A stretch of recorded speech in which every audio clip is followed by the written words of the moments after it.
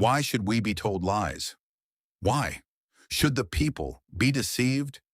And when the lives of innocent children, students, and teachers are involved, should the truth not be the first thing the people deserve? This is a full account of the story of the abducted teacher and pupils at Oriere Local Government, Oyo State. This is not just a story about kidnapping. It is not just a story about terrorists. It is not just a story about a government announcement. This is a story about fear, suffering, death, conflicting reports, unanswered questions, and the desperate search for the truth. What really happened to the pupils, students, and teachers abducted in Oriere Local Government area of Oyo State, Nigeria? Were they truly rescued by Nigerian security forces as the government initially announced? Were some terrorists really killed during a military rescue operation? Was a soldier killed in the process? Or were the victims eventually released by the terrorists themselves after spending weeks in captivity? And if they were released voluntarily, was ransom paid? If ransom was not paid, why would terrorists who had abducted innocent children and teachers suddenly release them? And if ransom was paid, why was the public told otherwise? These are not ordinary questions. These are questions that deserve clear answers. Because when a government tells the people one story, while the victims themselves later reveal another version of events, the people naturally begin to ask, who is telling the truth? Before we continue, if you want to hear detailed reports about major incidents in Nigeria, Africa, and the world, reports that examine official statements, eyewitness accounts, and the experiences of victims themselves, please press the like button, subscribe to this channel, and share this video with others. The truth must not be buried. The public deserves to know what really happened. Now let us go back to the beginning. The abduction that shocked the community. The incident began in the Oriere area of Oyo State. According to reports, armed terrorists invaded communities where pupils, students, and teachers were present. The attack created panic. Children who should have been in classrooms were suddenly taken away. Teachers who were supposed to educate and protect the children were also captured. Families were thrown into unimaginable fear. Imagine sending your child to school in the morning, believing that the child would return home later that day, and then receiving the terrible news that armed men had invaded the school and taken the children away. Imagine being a parent, calling your child's phone again and again, but nobody answers. For the families, every day became a nightmare, but the situation reportedly became even more tragic. According to accounts that later emerged, some of the victims were subjected to terrible treatment during their captivity. The victims reportedly suffered hunger, fear, physical hardship, and psychological trauma. And tragically, reports also stated that some male teachers were killed. If these accounts are accurate, then this was not merely an abduction. It was a terrible attack that left families grieving and communities traumatized. The government's announcement. As the country waited anxiously for news, the government and security agencies reportedly announced that the victims had been rescued. This announcement brought hope. Families began to celebrate. The public breathed a sigh of relief. The story, according to the official version, was that security forces had carried out an operation to rescue the abducted victims. Reports also emerged that some terrorists were killed during the operation. There were also reports that a soldier lost his life in the confrontation with the terrorists. If this account was correct, then Nigerians would naturally praise the bravery of the security forces. A military operation involving the rescue of dozens of abducted children and teachers would be a major achievement. The people would want to know, how did the military reach the terrorists? How many terrorists were killed? How many soldiers were involved? How were the victims rescued? And how were they transported to safety? But then questions began to emerge. The story began to change. After the announcement that the victims had been rescued, information reportedly began emerging from the victims themselves. And this is where the story became confusing. According to accounts attributed to some of the victims, the terrorists, not the security forces, were the ones who released them. This version of events created a serious contradiction.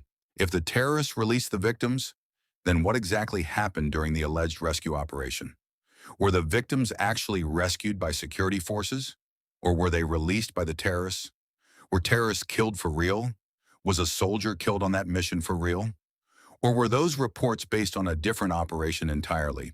These are questions that must be answered clearly, because there is a very big difference between saying our security forces rescued the victims after defeating the terrorists and saying the terrorists released the victims.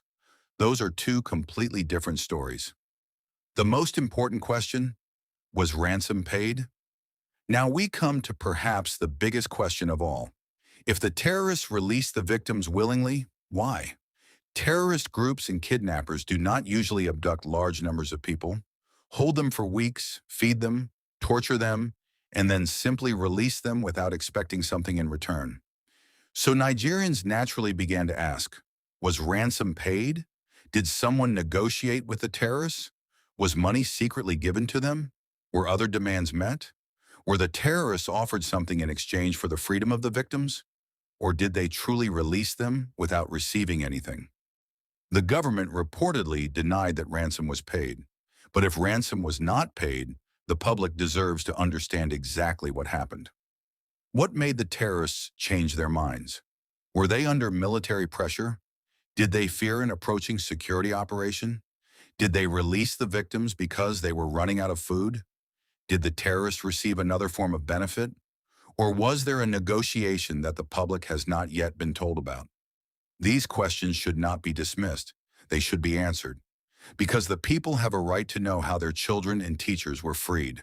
Why would anyone lie about such a tragedy? This is where the anger of the people comes from. When a government reports a successful rescue operation, it receives praise. Politicians may receive applause. Security agencies may be celebrated. The public may believe that the government is winning the fight against terrorism. But if the reality later turns out to be different, people begin to wonder, was the truth changed for political gain? Was the announcement made to create the impression that the government was more successful than it actually was? Was it to receive political applause? Was it to calm public anger? Was money involved? Or was it simply a mistake caused by incomplete information? These possibilities must be investigated. We should not automatically accuse anyone of lying without evidence, but neither should we ignore serious contradictions. When two accounts contradict each other, the answer should not be silence. The answer should be investigation. The people deserve the truth, let us be clear. The people are not asking for information that could endanger future military operations. They are not asking the government to reveal secret intelligence. They are asking for the truth about what happened after the victims were already released. There is a difference between protecting national security and giving the public a false impression. The government can protect sensitive information while still giving citizens an honest account. The people deserve to know, when exactly were the victims released? Who released them? Where were they found? Were security forces present at the time? Was there a military operation? Were terrorists killed? Was a soldier killed? Was ransom paid? Were negotiations conducted? What did the victims say? What evidence supports the official version? And why do the accounts appear to differ? These questions are not signs of disloyalty. They are the questions of citizens who want accountability. We were inside the hall. So I and that junior colleague, we were at the back. We were not at the front of the school. So we don't know much that happened. Hello? Yes, sir. Yes, sir. I'm here, please. So we were in the hall with the students. The other staffs were in front because the hall was at the back. So we can't see what was happening in the field and other places. Okay. So what we just had, we just heard the movement of a bike. Immediately we had a shot of gun. They were shooting sporadically. So our students, the voice we were hearing from our students, they were saying, bandit, bandit, bandit, bandit. And prior to that time, I had arthritis on my left leg. Okay. So I was unable to walk. I was just like, my movement was not that okay. I was just managing myself. So Yoba do say, there's nothing I could do. I didn't know it is my own work. I will not go to school that week. So I need to manage to go. Okay. Because it's government work. Okay. So the next thing I think I can do, I saw students, they were jumping through the school, the hall window. They were escaping through the hall window. Okay. Including the junior staff I said I was with me with JSS2. He jumped through window and they were running inside the bush. The thing I could also do was to jump through the window. So when I jumped through the window, when I wanted to land, I landed with the left leg. I had arthritis. Oh my God. So immediately I knew, there is problem today. So I was unable to walk. All other students that flew through the window that with me. So we were moving together. I was still managing to move. So I was drawing them. They were moving with me. They were saying, I was telling them, let's go. We were going together. So until we get to a spot, I was unable to move again. So I told them, please, you go. Don't worry about me. Hello? Yes, I'm with you, sir. Yes. I said, don't worry about me. Just go. Just go. I will be okay. They cannot capture me because I was sure they will not capture me. So all those students, they were saying, they were running away. So I told them to go. They should leave. So because the clothes I wore was grey. The color was the same in the grass where I was. So I lay down inside the grass. The grass was actually taller than me. So I hid under that grass. So I used one of the thick leaves to cover my leg so that they will not see my leg. And immediately I saw another student coming towards me. So that one saw me. She said, Oga, I said you to go. Don't stay with me because our uniform was white and brown. I know they will see the appearance of that clothes, that white clothes, if they bend down. I told that girl to move. The girl did not move. The girl now went to stay in my front. So when they are he didn't know that I was human being, so he passed by me. He did not know. So he saw the white uniform.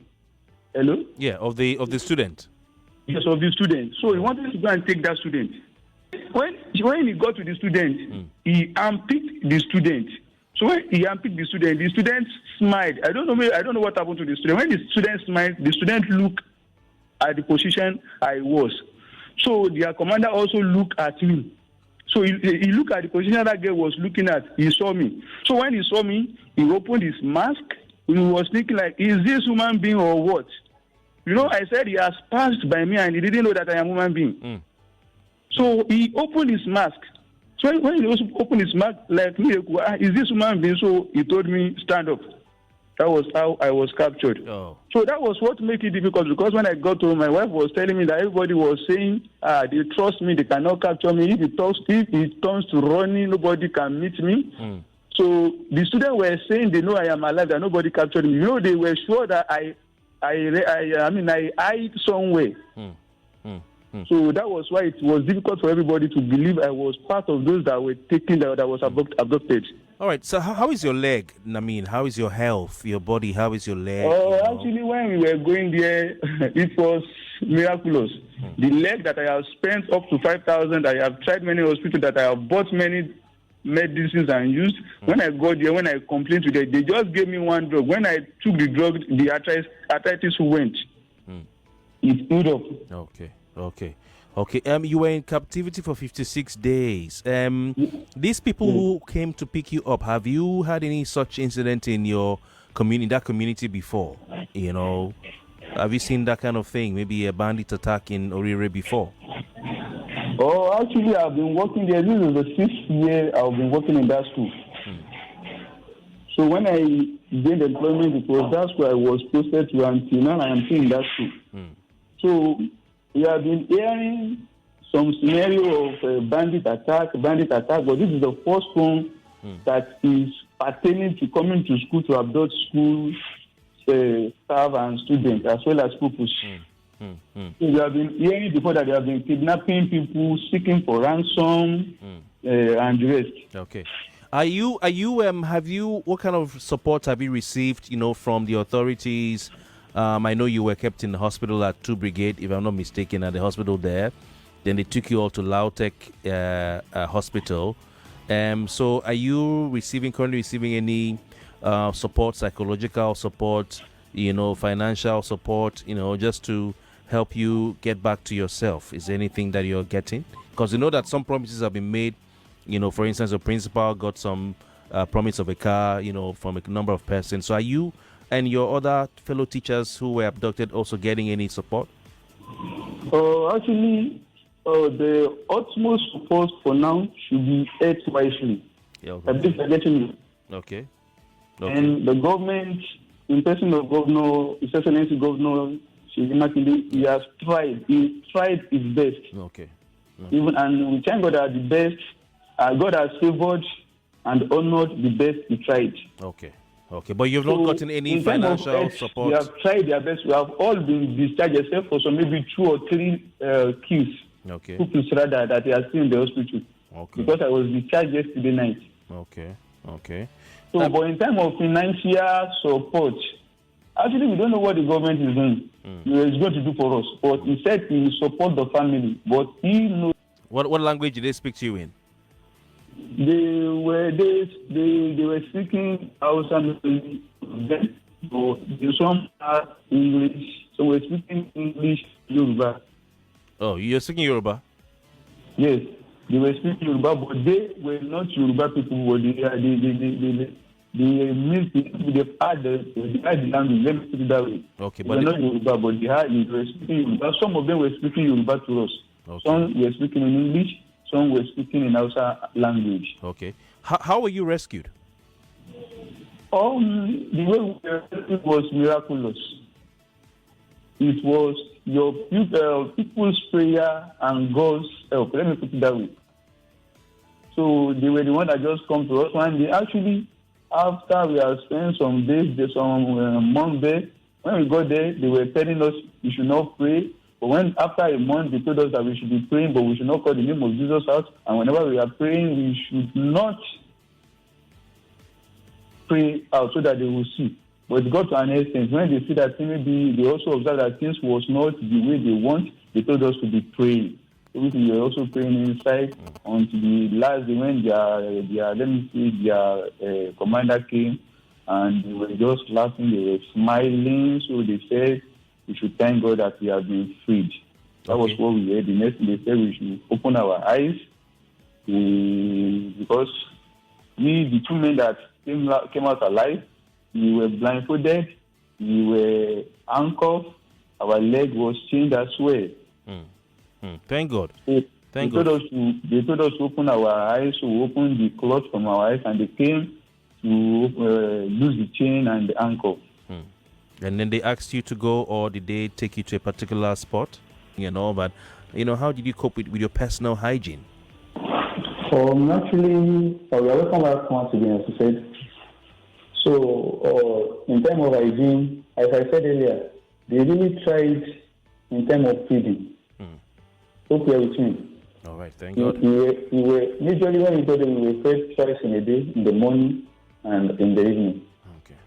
But the food they were giving us was pure, just rice, little beans with salt Maggi, and oil. Okay. Throughout our stay in that place for that 56 days, we did not taste anything called pepper. Okay. No pepper? No pepper. Where will we see pepper? So we were eating only rice, little beans, onions, Maggi and salt. So when the oil finished, we were eating only rice, Maggi and salt. So we ate that for 7 good weeks. But as I said, they really tried in terms of feeding. Okay. Sorry, sir. It seems you are in maybe an echoey place. So it's not so easy to hear you. Yes. Okay, yes. He followed me since he knows the route. So he followed me. So he was telling me to move. So I was running faster until I met them. Okay. And how did you guys make it to the village where you now met up with the? How did you? Were you on a motorcycle? Because it must have been a long distance. Yes. So when I said when he showed me the way when I was running to meet my people. So we trekked like, let me say, 40 to 1 hour before we got to where they provided a motorcycle Okada for us. 1 hour? Yeah, you trekked for 1 hour? 40 to 1 hour. I can't say precisely, but no, it's no more than 1 hour. Where they provided those motorcycle that will carry us. Okay. It was that place that they now took us with the motorcycle. Then they brought us to the nearest village. So they dropped us there that they said they can't go again. that we should use our leg to trek. So we now trek for like 1 hour plus again before we get to that nearest city called village called Alausa. Alarusa. Is it Alarusa or Alausa? Alausa. Okay. In Ori local government. Alausa. Okay. So that was how before we got there, so they told us we are going to move 2 rivers. We met the 2 rivers. So when we got to the other second river, the river was into the bank. So because our principal was the one that led, so I was at the back. Okay. I was at the back, so there were like maybe 2 or 3 children that can't walk. So despite all what we went through, I carried the little one. There was a particular one called testimony. I was the one that took that one. I carried that on my neck. So I was just going. So when we got to that river, nobody was able to cross. They were crying. Is this the way they would die? So I am brought up from Mundo, so I went inside the river directly. Before I got inside the river, I took 1 stick. So I was checking the depth, how deep the river was. Hello? I'm with you. So when I got how deep the river was, I went the first time to check how deep it was so that I will know the route to follow. So I came back to another route. So when I saw the one that was no more that deep, so I tried the best I can. So I was the one that carried most of those little kids throughout the river to the other bank. Even some of those elders, they couldn't go through the river. So I was the one that carried most of them. Just really for some people that cross the river through them. So, and I even held their hands so that the river won't carry them away. There was even a little boy that the river wanted to deep inside the river, so I quickly took him out. So when we crossed that river, so I was telling them as I was taking them out to the other bank, I was saying, continue moving, because what I am perceiving before we get to the village is still far. When they told us to be going, they said in the next 1 hour we are going to reach one village. So when we were moving, I told my people, with what I saw, I'm seeing, we are going to trek like 2 hours. So they told us 1 hour. I said that is what they will tell you. They will not tell you it's like 2 hours. So the principal now said they should not go, that they should wait till everybody cross that river. Hello? I'm with you. So when everybody crossed the river, so we told our secondary school students that they should lead. Because when I got to that river, you asked a question earlier. You said, how were we taking our bait? So for that 56 days, we, the teachers, we didn't take our bait. For that 56 days, we didn't wash our clothes.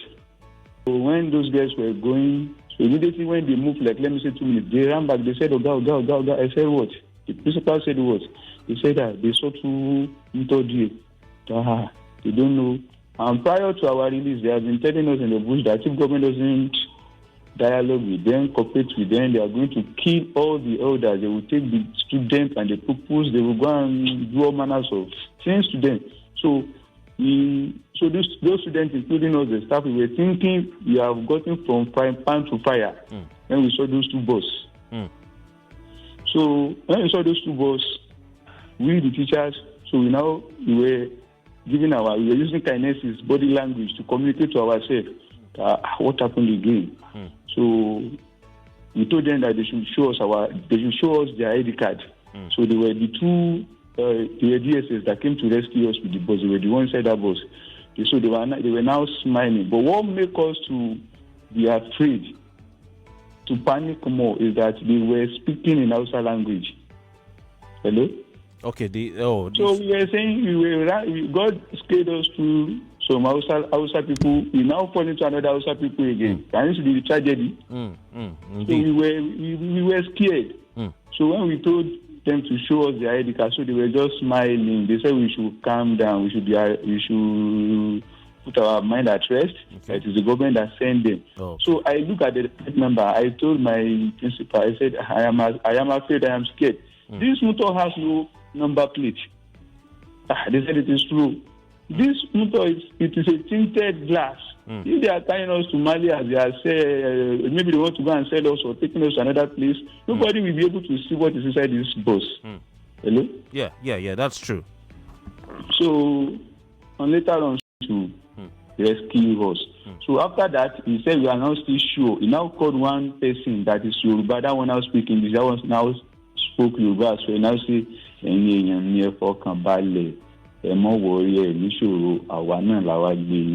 that was how we were. He now calm down. They now happy. So that was how they rescued us back to our school. Then from that place we were taken to Ibadan. Okay. We're so sorry about it. It's a very tragic situation.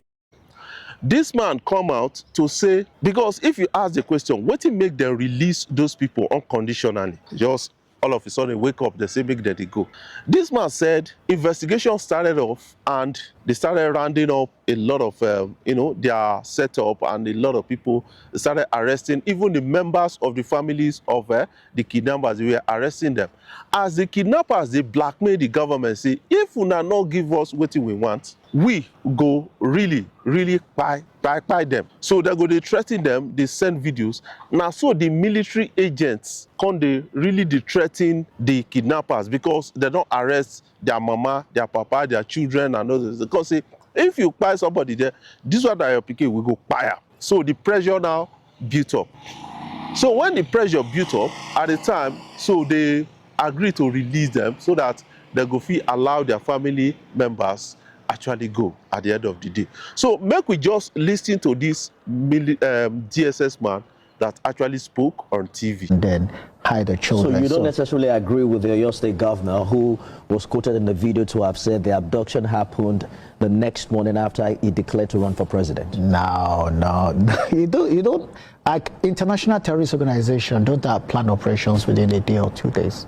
It can take them up to 6 months. These are professionals, and it's something they've been doing for years. The use of technology, use of intelligence, to be able to identify those that are involved, which DSS already has some information about them prior to that time, and they began to identify associates of those people, their mothers, their children, their wives, people close to them, and they began to, they spread their dragnet across, the northern part of Nigeria, from Kwara State to Niger to Kano, Kaduna, Katsina, Gombe, all the way to Adamawa, Borno State. They began to arrest family members, associates of these people. So what they did was that they did the video and sent the video back to them. Now, okay, we've seen the one you killed. If you kill anyone, we also kill your own family member. So if you want to negotiate, see, they were able to trace the family members. Family members, everyone close to them.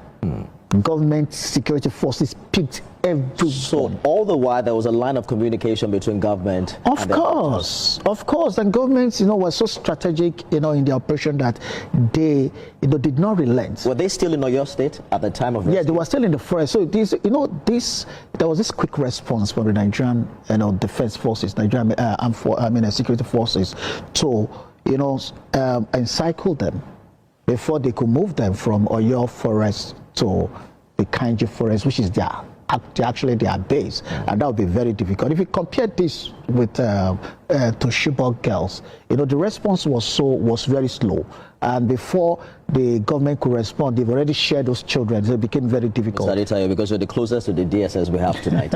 For the 6 people who were reportedly abducted, do you have the specific number of the people rescued?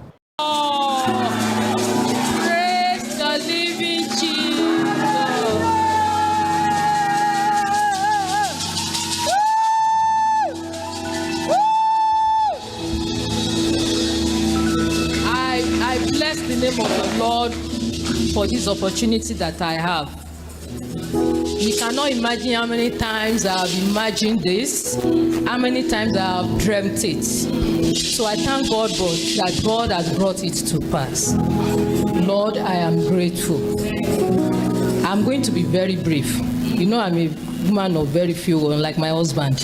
So I'll just be very brief. But I cannot but stand in the midst of God's people to give glory unto the Lord.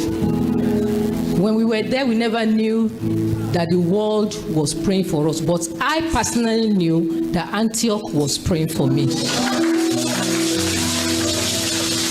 I was so convinced that every Sunday, especially prayer Sunday, I will know that indeed prayers are being offered on my behalf and others. So I bless God that honored those prayers. He did honor it. He did honor it. So I'm going to cite just one instance. Apart from seeing the hand of God right from the beginning, the 7th week was the hardest for us all. That was when the troop increased their hair rates. It was so intense and persistent that at a point, the fear of the bandits became secondary. We were just praying that missiles will not be accidentally dropped on us. But God kept us because we were so exposed, only covered with polythene bags and grasses. So amidst that fear, God consoled our hearts. And that week, it started on Monday. They had told us the previous week that the governor said that before Friday the next week we will be released. So we were calm. But when the hearing started on Tuesday, they become so furious. So towards the end of that week, the commander came, said, "Principal, come." I was already shaking because I know what that could mean. So immediately I got there and said, "See what your government has done. I'm going to kill one of you today." Hey, I just fell down, rolling on the ground. I brought 4 men. There are only 2 remaining. You still want to take another one?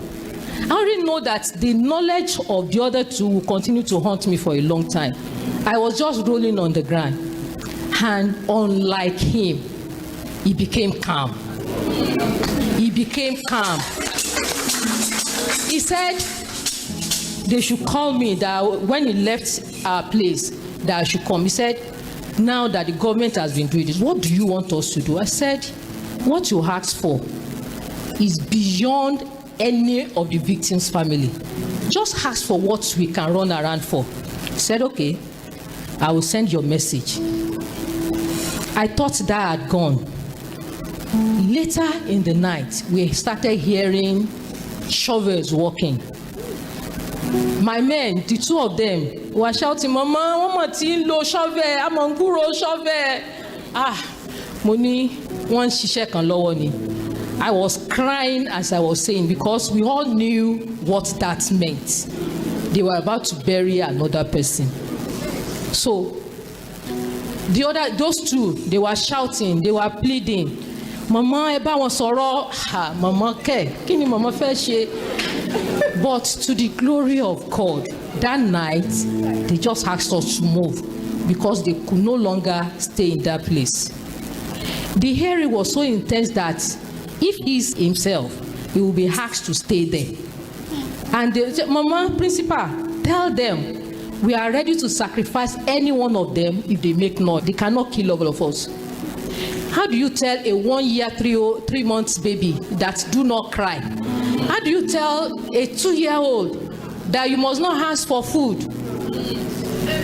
Those periods, they were not free to prepare food because they were afraid that smoke will rat them out. So we go hungry most of the time. But to the glory of God, we left that camp to the last camp before we were rescued and released. While I was there, apart from praying for God's release, I specifically asked for 2 things. One, I prayed that I will not meet an empty house. I knew how strong my husband's health is. So at a point when they told me that he has closed the line of communication, I said, something has happened to him. He wouldn't have done that on his own. So when we were rescued, I was so persistent that one of the armies had to put a call through to him that I should talk to him. So I knew God answered that prayer. The other thing I specifically asked was my health. The place was so terrible that anything could have happened that place. I just told God, my grave should not be numbered in the forest. And God helped me. We were in a place that when you are shaking with fever, the first question is it malaria you have or fever? And the solution is 2 tablets of paracetamol. At worst, Bosca, or whatever they call that name. That last week on Sunday, because of the stress I had gone through in the 7th week, I broke down. My temperature was on the roof and I was shaking. So I just called one of them, the camp commandant, Oga, can I have 2 tablets of paracetamol? I said, no problem. The woman sitting next to me said, Mommy, this is not paracetamol. I said, God will work with it. I used that paracetamol, and to the glory of God, it was as if I was never having the symptoms of malaria. So God saw us, it was God's hand. The release was miraculous. Nobody, I cannot say this is what happened. And just like that man in Luke who said, Toh, they were asking him, this man is a sinner, this man is this man. I said, I don't know, but what I know, I was blind, but now I can see. I know that I was incarcerated for a period of time, and at the right time, God rescued me and brought me into the midst of my people. So I give glory unto the Lord. I thank God for what He has done. My family cannot thank Him enough. My whole life cannot thank Him enough. I try reaching Nuhu Ribadu. In every aspect, he says my call he does not pick. Because at a specific time when the conversation started, I got his number through the same Senator Alidume, but when mediations and all the process was on and set, monies was about to be paid, the conversation just cut all of a sudden. Then, can you imagine? All right. Later, they now told me, because they tell me certain things. They told me, look, they sent in a different mediator. They said monies can only be paid through him. You know, so where are the rest of the money? So when we said literally state government is complicit, I don't know about federal, but I know of state. And presently, the children in Musa that were kidnapped, I started another mediation with ISWAP. One of their people now confirmed to me that the Borno state government said, are they in mediations with Borno South Youth Alliance or Bosia President or anything? Can you imagine? Wọ́n tún já àwọn ọmọ mi kó ní Borno State. Borno State governor. When the mediations came to a point whereby monies were to be paid. Money was to be paid. Let me quote and make it clear. Ransom. Let me quote and make it clear. Was paid. Ransom was paid. Ransom was paid. Keep it aside. We know that. Yes. Keep it aside. Of course. Okay. Ransoms was paid in billions. How much? Around 5 billion was released. By who? Around 5 billion was released. It's okay. Well, you want to call it the federal or state government, but ransom. You want to call it federal or state government, but ransom was paid. Ntefuma we podo federal government ló ti wá.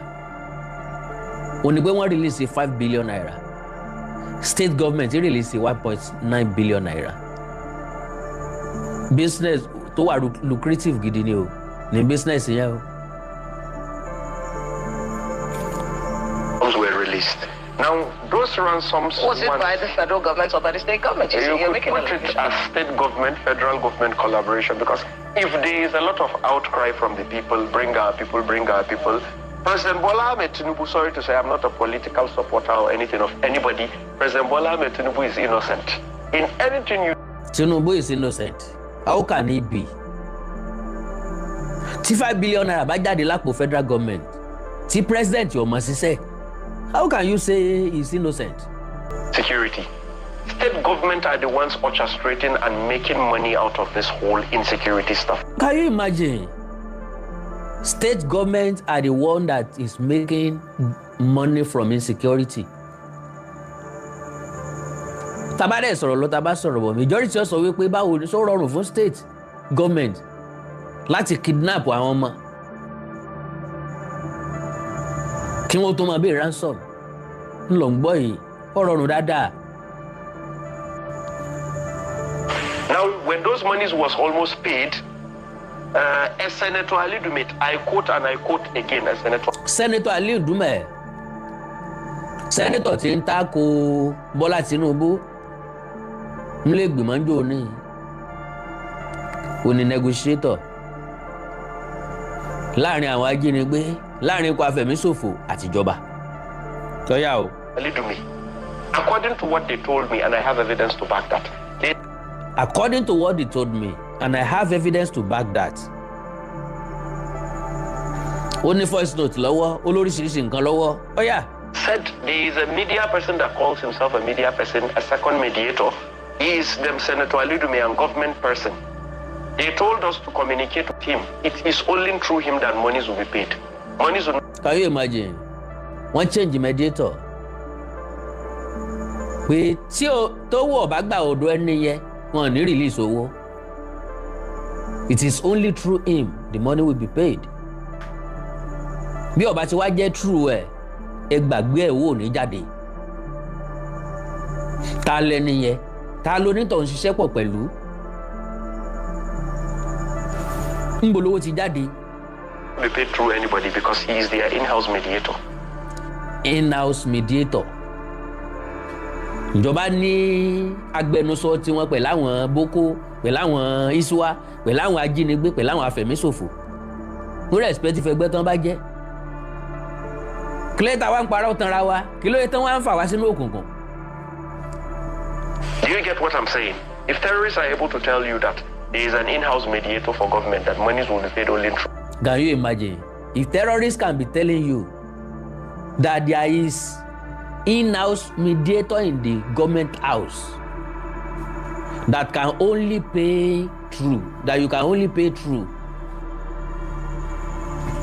All right. What happens next? I told them, look, go ahead, do the mediations with him, release our people. That is all I want. Okay. That is. Sorry o, owó dìjà láàrin wọn pẹ̀lú ẹni tí ń sọ̀rọ̀ yìí. Because bóyá lọ́kàn ẹ̀ kóun ó ṣe mediator kí gọ́ọ̀mẹ̀ntì ó sanwó fóun kóun ó sanwó fáwọn ikọ̀ afẹ̀míṣòfò. And lo and behold, bóun náà bá fẹ́ san fún wọn yóò béèrè court. Sorry, wọn náà ó béèrè ẹ̀tọ́ tiẹ̀. Ẹ dúró, ṣé gbogbo ẹ̀ náà lẹ́gbàá tán ni? Èmi tí mo wá ṣe wàhálà tó wó fi jáde kọ́ sẹ́ẹ̀ní fèmí náà ní nǹkan kan. Nǹkan kan ó jáde sápò tiẹ̀. They said it is fine. Normally we don't cross who we started with, but we will do it. Hey, can you imagine? Normally we don't cross who we started with. You decide you are fine with it. But we will do it since you decide you are fine with it. Fine with what? We pay, okay, let's negotiate pẹ̀lẹ́ lómi. Go ahead. Ẹ gbowó lọ́wọ́ ẹ̀ ṣùgbọ́n release àwọn èèyàn tiwa. Wọ́n wá ní àwọn òkè ń dálẹ̀ o. Ẹni táwọn bá bẹ̀rẹ̀ ọ̀rọ̀ pẹ̀lú ẹ̀ ni làwọn máa ń parí ọ̀rọ̀ pẹ̀lú ẹ̀. Ṣùgbọ́n gba táwọn gọ́ọ̀mẹ̀ntì ti sọ wípé in-house mediator wà lọ́dọ̀ àwọn. Àwọn ò ní ìdí ara àta.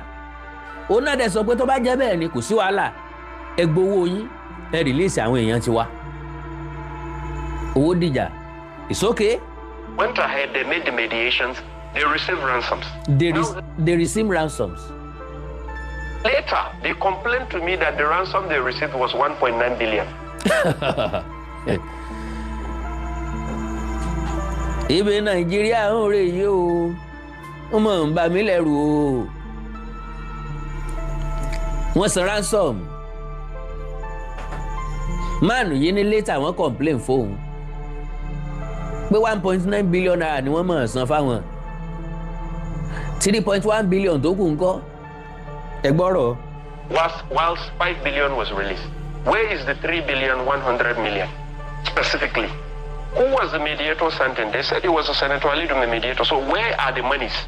I have been speaking about this for a long time. You don't see DSS bringing in, okay, let's bring in these people. Let's see, let's investigate, let's get facts together. You don't see NSA saying it. Can you imagine? Adẹ́nfẹ́ solution. Ẹrójú olè ẹ ò mú, tìrẹ́kẹ́ ẹrójú olè ẹ ò mú. Ọlọ́run dáríjì mi, Ọlọ́run dáríjì mi, Ọlọ́run dáríjì mi, Nàìjíríà yóò lè dáa. Ọlọ́run dáríjì mi o, Nàìjíríà ò lè ṣe kíni kò lè dáa. Nàìjíríà yìí la wà o. Tí gọ́ọ̀mẹ̀ntì Buhari fi ní àwọn mọ àwọn èèyàn tí ń sponsor Boko Haram. Àwọn ní list wọn lọ́wọ́. Ṣùgbọ́n wọn ò release ẹ̀. Nàìjíríà yìí la wà. Toríṣiríṣi àwọn Boko tí wọ́n jẹ́wọ́ pé àwọn èèyàn báyìí ní sanwó àwọn, èèyàn báyìí ní gbowó àwọn, èèyàn báyìí ní sponsor àwọn, èèyàn báyìí ní motivate àwọn. Tàwa ní tẹnìkan. Irú ẹ̀ tó negotiate pẹ̀lú àwọn Boko yìí tó gba 5 billion jáde tó san 1.9 billion. Ẹ wo bọ́n ṣe máa ń dárúkọ owó bí ìbátan bá ń dárúkọ 120,000 naira. Ó yẹ kí ìjọba ó investigate àbí wọn ò ní investigate. At a specific point, I try reaching Nuhu Ribadu. In every aspect, he says my call, he does not pick. Because at a specific time when the conversation started, I got his number through the same Senator Ali Dume, but when mediations and all the process was on and set, monies was about to be paid, the conversation just cut all of a sudden. Then can you imagine? All right. Later, they now told me, because they tell me certain things, they told me, look, they sent in a different mediator. They said monies can only be paid through him. You know, so where are the rest of the money? So when we said literally state government is complicit, I don't know about federal, but I know of state. And presently, the children in Musa that were kidnapped, I started another mediation with ISWAP.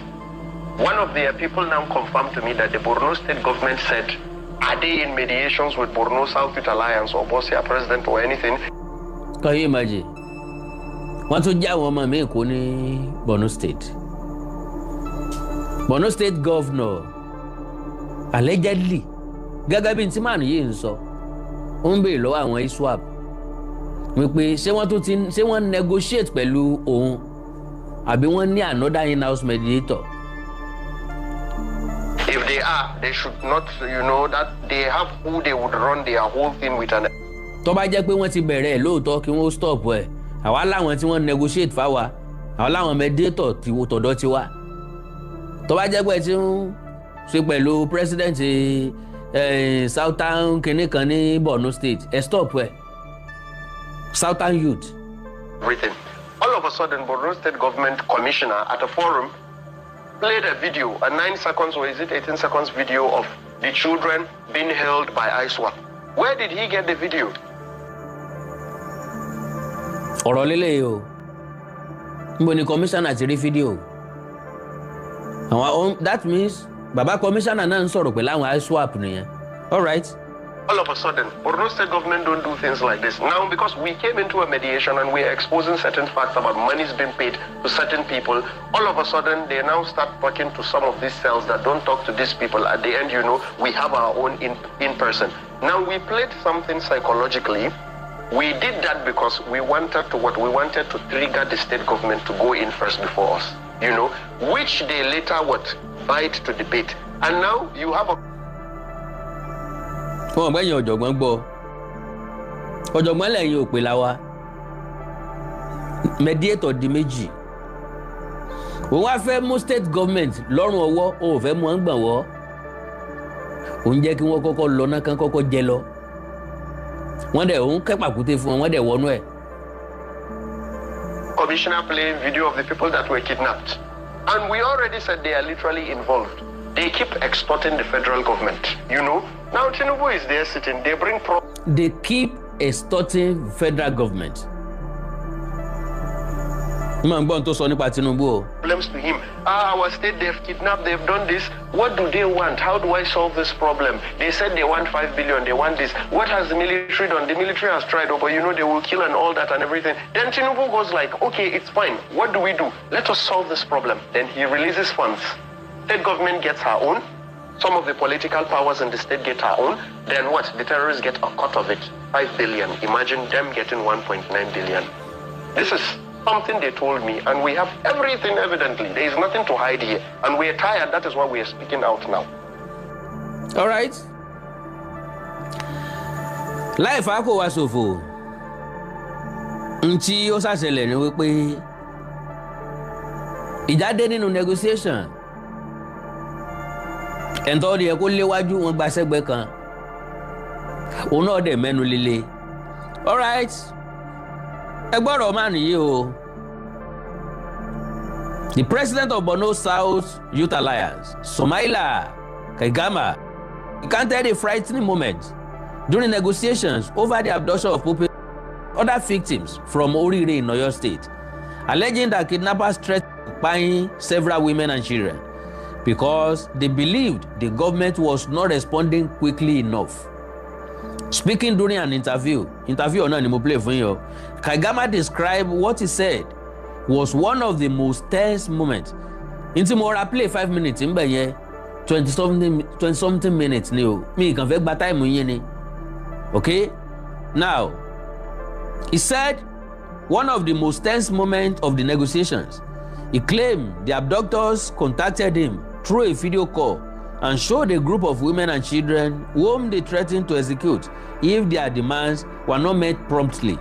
According to Kaigama, the incident demonstrated the level of danger surrounding the negotiations and the pressure placed on those working to secure the release of the captives. He said the kidnappers appeared determined to convince negotiators that they were prepared to carry out their threats unless swift action was taken. Narrating the experience, Kaigama said, and I quote, "They lined up about 15 to 25 women and children. They video called me and were about to power all of them because the government was not cooperating fast." He explained that the video call was intended to intensify pressure on those involved in the negotiation by creating fear that the hostages would be paying if there were further delays. According to him, the kidnappers used the captives as leverage in an attempt to force a quicker response. Then, the account profiles Kaigama's version of events surrounding the Orire school abduction and highlight the difficult circumstances faced during the effort to rescue the victims. However, there has been no official confirmation from the Nigerian authorities regarding his specific claims about the alleged video call or the threats made by the abductors. But lo and behold, gọ́ọ̀mẹ̀ntì yídì sí láti san ransom. Gọ́ọ̀mẹ̀ntì lè jáde láti wá sọ fún wa wípé wọn ò san ransom. Wọ́n láǹfààní àti sọ fún wa wípé wọ́n rescue wọn ni nígbà tí wọ́n tó jẹ́ pé ṣe làwọn yẹn release wọn.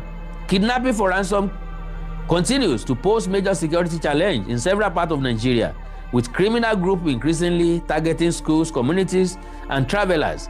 Security agencies have continued efforts to combat the menace through intelligence gathering, rescue operations, and increased security deployments, while authorities have repeatedly urged citizens not to negotiate with kidnappers. So wọ́n ní ẹ má negotiate pẹ̀lú wọn mọ́. Gọ́ọ̀mẹ̀ntì ló kù tí wọ́n máa bá wa negotiate pẹ̀lú wọn. But àwọn tán jí kó lẹ́kìtì, family náà lọ negotiate pẹ̀lú wọn kán tó release wọn. Àwọn tán jí kó ní Kwara State, àwọn family wọn